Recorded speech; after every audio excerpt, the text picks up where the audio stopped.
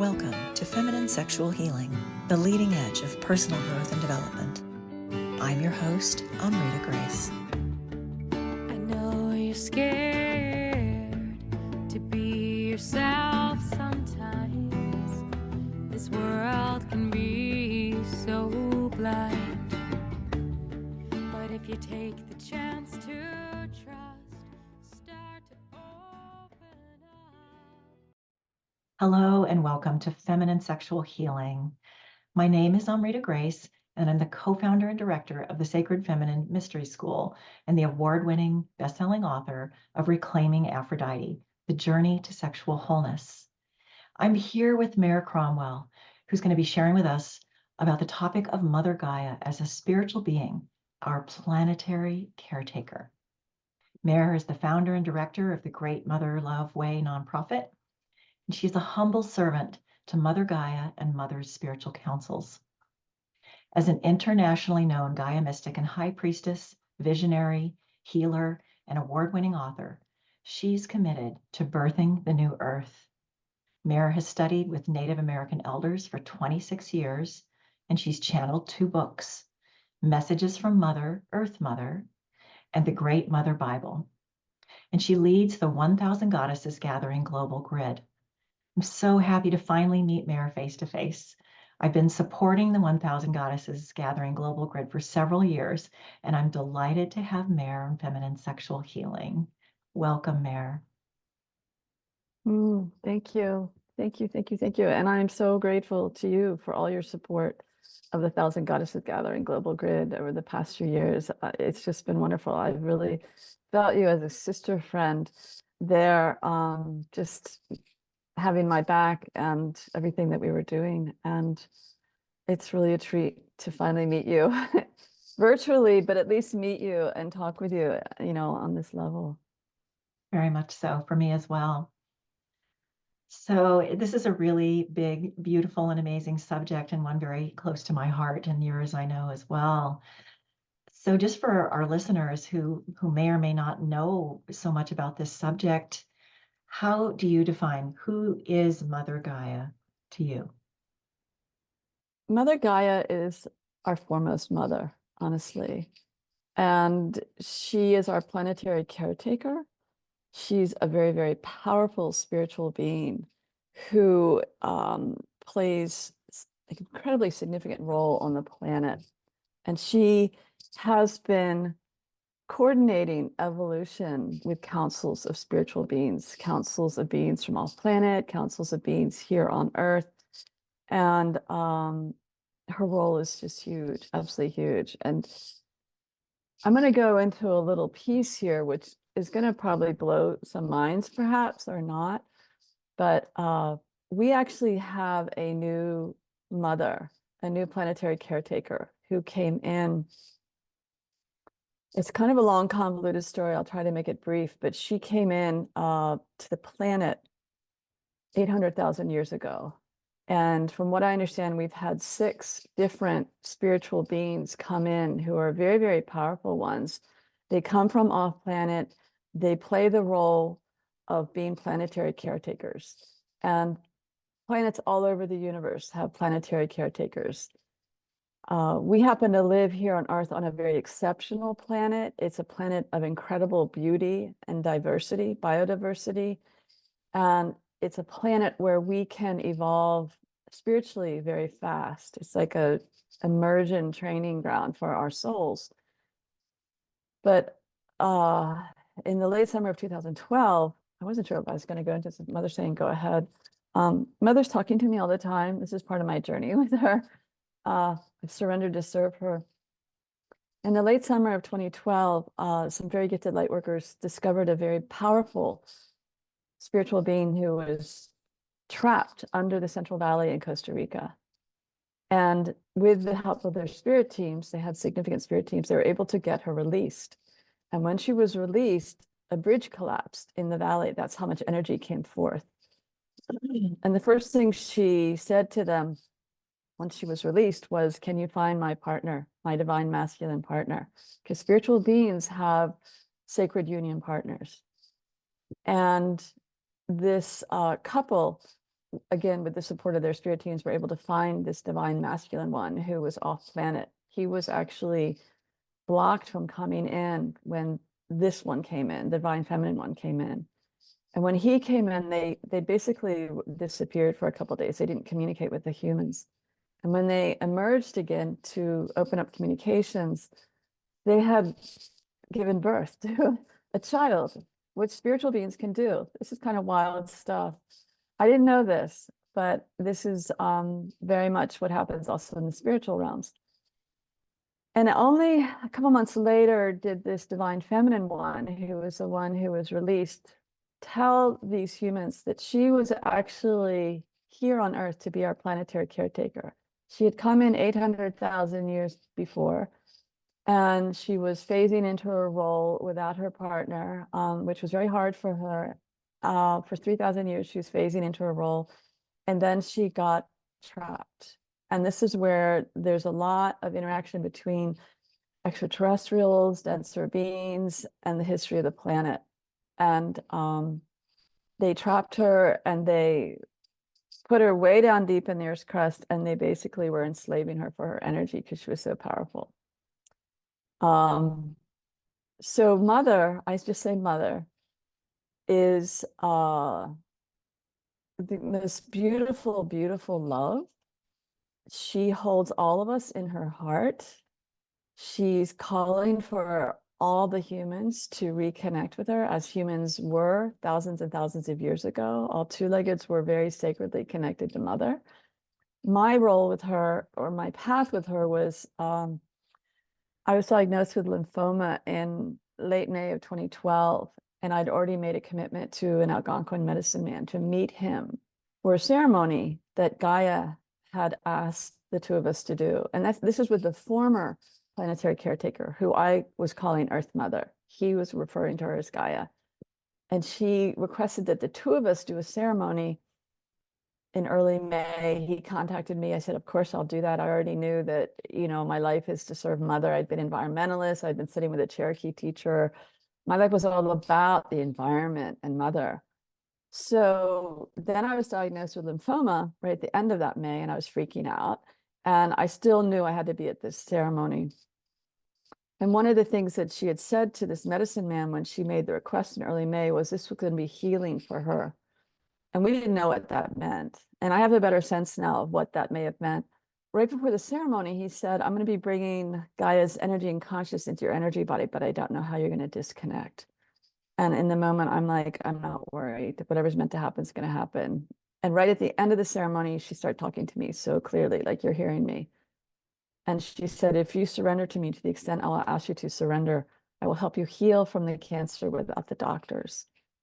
And that's what happened over the next 14, 15 months. It was a wild, rollicking adventure of magic. And I wrote a book with her in the next, 2 months. And it's been wild and rollicking.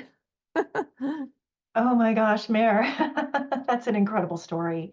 And she's been with you ever since, like right there with you, guiding you all the way, helping you through illnesses. Yeah. Yes.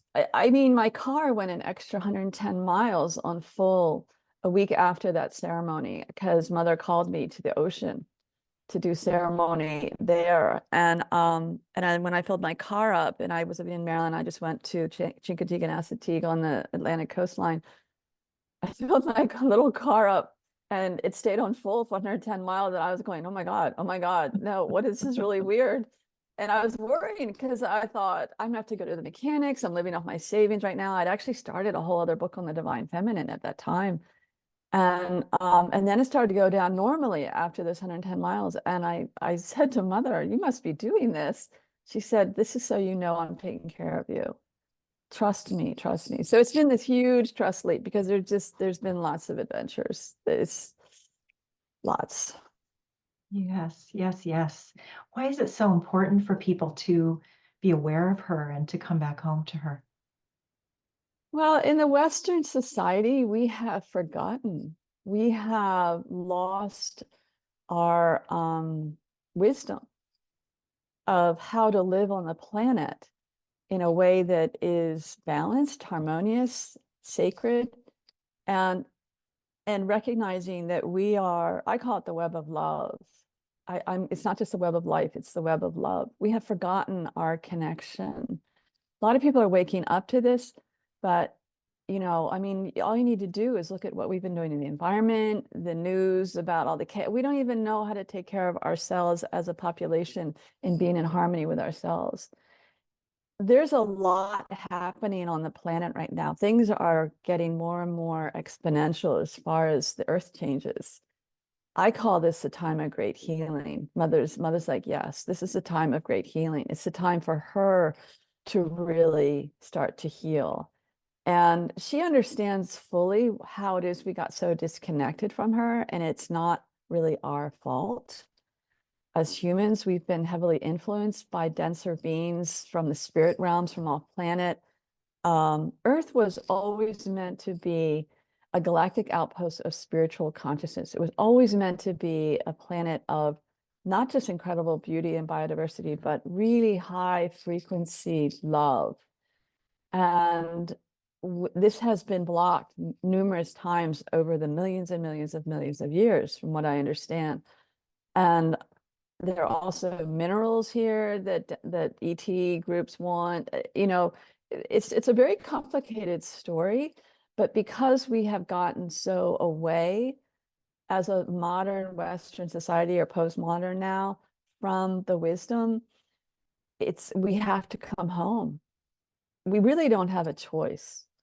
The planet cannot continue to sustain the amount of consumption and desecration and just the way our ecosystems are being impacted, the levels of pollution, et cetera, et cetera. And Mother has told me from the get-go, the very first message she ever gave me, and I sent that to you, was a message to us women, two-leggeds. But the one after that, because she asked me when I went to the beach in my car, went the extra 10 miles, and I was doing ceremony for 3 days. She said, I want you to put this other book aside that you're writing. I don't want you to write that one. I want you to write this one with me. And she gave me the title, Messages from Mother Earth Mother, and she also gave me all the chapter headings. These are what the topics are going to be in the chapter. And the second message she gave me after the one for women was about how she's not dying. She's not happy with what's happening, but she's not dying. She will always, always, always heal. And she's ancient. And what's happening on the planet right now is just this blip of time. The Industrial Revolution in the early 1800s or mid 1800s, it's just a blip of time within the 4.8 billion years that the planet's existed. But we have to come home. We're not meant to be living so disconnected, and it's very destructive what we've been doing. Very much so. I couldn't agree more. And yes, the importance of coming home to our bodies as part of the planet is part of that, I think. Like, how can we be connected to the earth if we're not connected to our bodies? I feel like we get to the earth through our bodies. And I mean, that's a big part of what I'm teaching and working with people on, is get to the earth, and you've got to do that through your body. I mean, obviously we can do that disconnected from our body, but I think that's a big part of the problem. People disconnected from their bodies, doing things with the earth without connection. Yeah, and it's when you don't have that connection, then you're not in tune with the wiser ways. And I will also say that the level of love that Mother has for us is so huge. And we have been missing that mother. We have been missing the realization that we are held within this cradle of abundance, biodiversity, food, water, air. And this is all for us, along with all the other species that we share the planet with. Humans are not special. Really, we're not. Exactly. We may think we are. We're taught we are. The spirituality of the earth, the wisdom of the trees, the wisdom of the animals. I happen to work with some extraordinarily gifted friends, and I can listen a bit myself. And the messages I hear and the healing energies that I experience from the trees, from the stones, from the birds, the squirrels, is profound. and the disconnection from all this intelligence and love around us. And they all know that they are part of this web of love. They never forgot. But yes, through the body is key. And this has been actually a big challenge of mine all my life, is being in my body, Yeah, it's a challenge for a lot of Huge. people. We're just not taught. We're not taught by our parents. We're not taught in school. Like, there's much more awareness coming around it now. And then as people actually get into their bodies, that's when they start feeling the trauma that's stored there. And so there's a lot to do to reconnect to the earth. But I also believe that there are some very simple ways that we can reconnect to the earth and to our bodies. And I think that the very first, most simple thing is to just bring awareness and give ourselves space and time, because it takes slowing down and being quiet and being willing to really pay attention to our bodies and to the earth, like being out in nature without any other agendas, just to be out, no devices, just being out and paying attention to the incredible beauty that's around us. No matter where you live, there's always something that you can tune into. Yeah, and I would add to that to be out with no devices, and then realize how all of the trees that you're walking by are very aware of you. All the plants are very aware of you. There is such a level of consciousness, awareness on their part, and they're inviting us to reconnect with them. And I have been hearing messages where the trees are calling out to the human realms because they know how much we're struggling right now. And they want to give us healing energy. They want to offer us support. And they're massive conduits of energy, between the cosmos and Mother's heart. What they channel every day and send back out energetically, there's this massive conduit of intelligence and communications going on between the tree realms and sacred beings off planet, and then Mother and her councils. But they know what's going on far more than we do, actually. And so I invite people, if you're going to be out and about, please go and lean against a tree, find a place to sit against a tree, and just open up your heart to that tree. I mean, you want to first ask, and if it's okay, if you feel an energy that's kind of off-putting, then go to another tree. Some trees are a little grumpy, that's okay. Yeah. And make friends with a tree. Find one in your life that's near you. It's amazing the support they can give you. What an incredible blessing that the trees are offering this to us, some of the trees. One of the things that has really struck me since I've been living in North Carolina is to see the mast years when all of the oaks drop their acorns at the same time in the same year, and other years they don't. Like, these trees are all in communication with each other as well. Yeah. That is a miracle. It's an absolute miracle to witness, and so stunning. And so if we just tune in to this, and also what's emerging now, the information around mycelium, it's like the mycelium network. It's like these earth inhabitants that we share the planet with have so much incredible intelligence, and they are willing to gift that to us. But we absolutely have to choose to slow down and tune in and listen. And reciprocate too. Absolutely. And honor them. Like, where are we sourcing our food? What kind of food are we eating? How much gratitude are we giving back out to all these sacred, I call them the sacred seen and unseen realms. They support us. We couldn't live if it weren't for them, Yeah. So it's a huge awakening there. Yeah. It is very huge.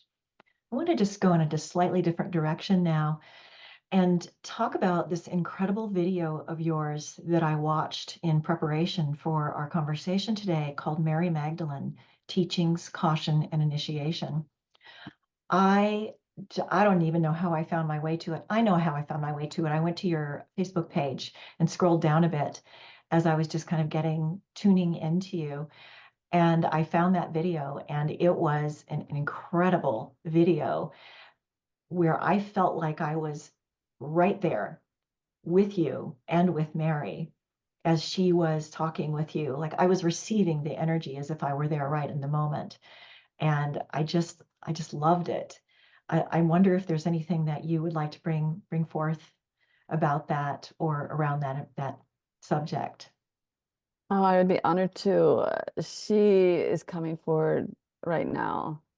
Um, in my spirit team, I don't only work with Mother Gaia and her councils. I work with Mary Magdalene. I was told by a mentor I studied with, who was not an indigenous elder, but really a cosmic shaman. She said that 4% of my oversoul is very, very connected with Mary Magdalene. But I'm not alone. There are a number of us walking the planet who are women who are very connected with her. And that particular video came out of, I was doing I do a lot of ceremony in the bathtub. It's one of the more wonderful ways that I connect with spirit, and I pour a little sacred water in the bathtub and I call in my spirit teams. I had no idea what was going to happen that morning. I was also healing. I got lymphoma twice. I got it first in 2012, and then I got it again in 2020.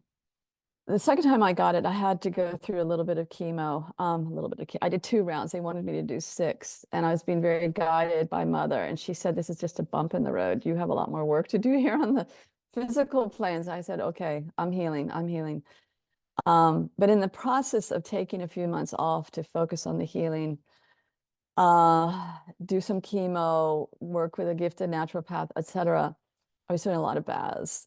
That winter of 2021, I was still pretty much in retreat healing. And one morning at 6 in the morning, I was lying in the bathtub, and Mary Magdalene came in, and she had come into me before. I've been calling her in ceremony as part of my spirit team. I call her in every morning with the Christed one, the Christ consciousness, as part of in my spiritual path. So she came in and gave me an initiation. I spiritually, I knew it was her. I could feel her energy. I knew immediately it was her. And next thing I knew, I was spiritually journeying with her, and I was walking through a town, very dusty, very simple town from the times when she lived in the physical. And then she took me into a little house, like in the middle of a huge row of houses on a street, very dusty street. And everything was red in the room. And then she took this oil and just went down all of my chakras, and then gave me a message to give to the world, which I was like, oh, please, no. Please don't ask me to do that. But she's like, it's like Mother Gaia. When Mother Gaia asked me to write the Great Mother Bible, my second book with her, I balked. I said, I can't do that. That's too big of a project, the word Bible in the title. But with Mary Magdalene, I said, okay, I can do this. Because in my years of training with Native American teachers, etc., one of the things that's very important, and maybe some of your listeners will know this, maybe not, is that when we hear someone talking to us on the spirit plane, when we call someone in, and Mary Magdalene wants to work with everybody. She wants to help all of us wake up and heal our divine feminine center and really recognize the beauty and the power of the sacred union oneness she had and still has on the spirit plane, the Christed one. But the problem is that a lot of people are getting imposters. They're calling in somebody else who is pretending to be Mary Magdalene. And that's not helpful. And it's not making Mary Magdalene happy. So people are welcome to watch that video. It's on my YouTube channel. The crux of it is that, we just need to filter. Regardless of whether you're calling in Mary Magdalene or you're automatic writing, or you need to filter. And so I talked in that webinar, in that video. You give actually about very ways to clear filter. instructions about how to be discerning, and I absolutely love and appreciate that. So I really want to encourage people to go and tune into that, especially if they are working with Mary Magdalene, to make sure that they are really, it's really an authentic connection. It's really her. Yeah. And you know what? I think it might be helpful to say it here right now. Okay, please do I then. know. Yeah, I think we should just do that. Great. There's three questions. One is, if somebody's talking to you from the spirit plane, ask, are you of the Christ consciousness? Are you of luminous love? And there's another one I say, now a lot of people don't know the spiritual group, but they're the family of one in the universal realms. And then I say, are you under Una and Un's umbrella? That's the family of one's umbrella. The Una, that I don't think that was in the video, so I'm glad you're mentioning it Okay. here. So that's a different one. For those, a lot of people don't know who they are, but they're the family of one. Beautiful, beautiful, highly, highly evolved spiritual beings. And Mother Gaia actually and the Virgin Mary sit on Una's council. And they're very focused on Earth right now, these two councils that make up the family of one, because they're supporting us with this transition into oneness, the new birth, the birthing of the new Earth, the ascension. But essentially, those are the three questions that I pretty much ask these days for me. So if someone's talking to you on the spirit plane, ask them those questions. And if they can't emphatically say yes, yes, yes, tell them to leave. They need to leave, ignore them.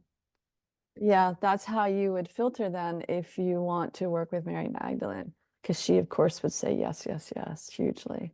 Yeah, She's smiling on us right now. Yeah, my experience with her is that like she has been the most accessible spirit guide to me of any. And she has come, and also what you described about blessing and putting something on each of the chakras, she's done that with me as well, and also totally guided me on a trip to southern France and where to go. And it was it was just very potent connection and guidance that was stronger than anything that I've ever received before from spirit. So she felt very accessible to me. And I absolutely love that. So I just continue to feel so much gratitude for her and for the sacred union energy. And I want to bring in this quote from the video because this is important, and it really ties it into feminine sexual healing, I think. So from the video that we mentioned, Mary Magdalene, teachings, caution, and initiation, bathe in her love and the love of the Christ consciousness and their sacred union energies, that all of us on the earth plane have the capacity to heal into experiencing. We all have the capacity to heal into experiencing sacred union.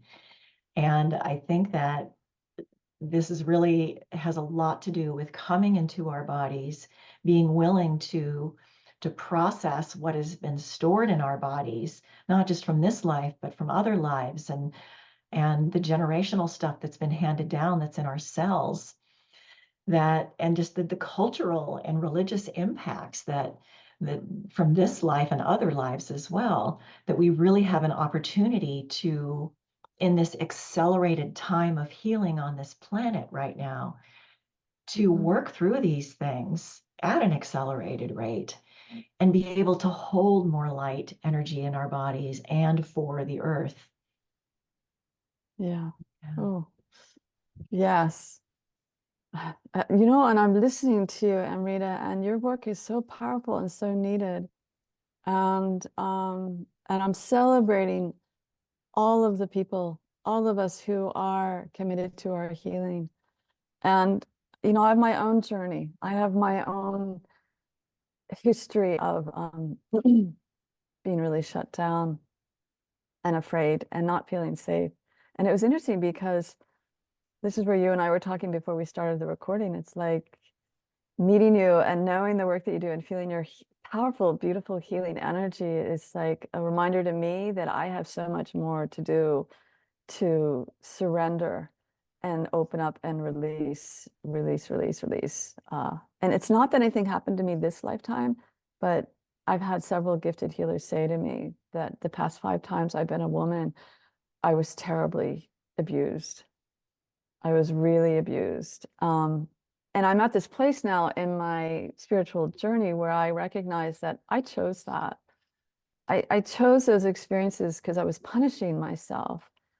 And I understand on some levels why, but now it's time to completely forgive and heal. And and to walk my path from a place of deeply trusting and feeling safe. And this is the biggest one. And Mary Magdalene, her work with so many of us right now, and she's touching so many people because it's the time. It's the time for us to heal, release all the trauma. As you know better than I do, it's the time for the women, the feminine, to come forward because we embody the healing energy the planet needs. It's time for us to reconnect with Mother Gaia and her heart because it's all part of a team effort.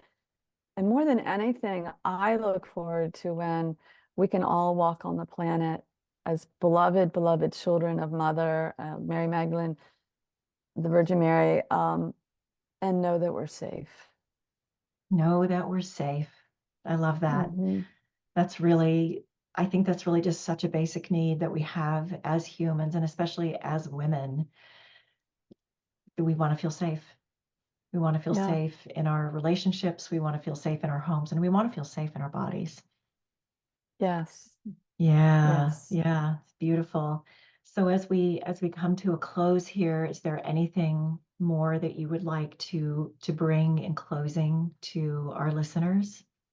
Yeah, I would love to briefly talk about the Thousand Goddesses Gathering Global Grid, Yes, which you've please, been so please, active please with. do. This is a unified field of ceremonies, divine feminine ceremonies all around the planet. And this fall will be our 8th one. It started out as events on the Washington Mall. That's where Mother wanted it originally, which was a huge undertaking. It's based on the Tibetan prophecy that when 1,000 goddesses or Tibetan Taras unite, it will shift the tone of our sacred earth from fear to compassion. And this year, it's going to be different because the messaging I've been hearing, and this gets back to what we were talking about with the trees, is the invitation is for everybody around the planet and to invite men to join you as sacred guardians, is to connect with the sacred tree grid around the planet and to do ceremony honoring the trees, honoring Mother Gaia, and the healing, the healing of our disconnection, the healing of ourselves. Tomorrow, I actually have a meeting with a woman who is an extraordinary tree communicator, and I can't wait to talk with her. And every time I ask on the spirit plane, the trees tell me, we are so looking forward to this. They're priming themselves already. So it's going to be fun. Yes. And the men are invited. This is about the oneness too. It's about healing into the oneness, which is what we were just talking about with the sacred union, oneness of Mary Magdalene and the Christed one. Yes, yes. And because we live in a world of non-binary now, I would say that people who identify neither as men nor women, but maybe somewhere in between or somewhere on the spectrum of gender are, of course, absolutely welcome to be part of this because we're all humans together. Yes, we are. Yes, we are. And we're all in this together. Will it fall in October again this year? You know what? It's going to be November 1st. It's going to be Samhain weekend. Interesting. Yeah. It's new moon. There's going to be a shift there. We're going to take advantage of those energies. And this is the guidance. So stay tuned. That's an incredibly potent window. I mean, really, I think it's one of the most potent of the year, that Samhain window, and Day of the Dead. It's yeah, really, really powerful. So I'm just loving knowing that it's falling on a high holy day like that. Incredible. Well, Mare, I just want to say thank you so much for the beautiful work that you're doing, the beautiful energy that you bring, and all that you are doing to birth the new earth and to educate and to bring ceremony to the masses so that we can heal all that needs to be healed, and for your willingness to surrender into the guidance of Mother Gaia. That's a big ask. Not everybody's willing to do that. And I imagine that's a choice that you have to make over and over. So thank you. It's really been an honor to be with you, Amrita. Thank you. And I'm honoring your significant work. Thank you. Thank you. Thank you, Mare. Until we meet again, take good care. Blessings. Yes. Yes. I see the light.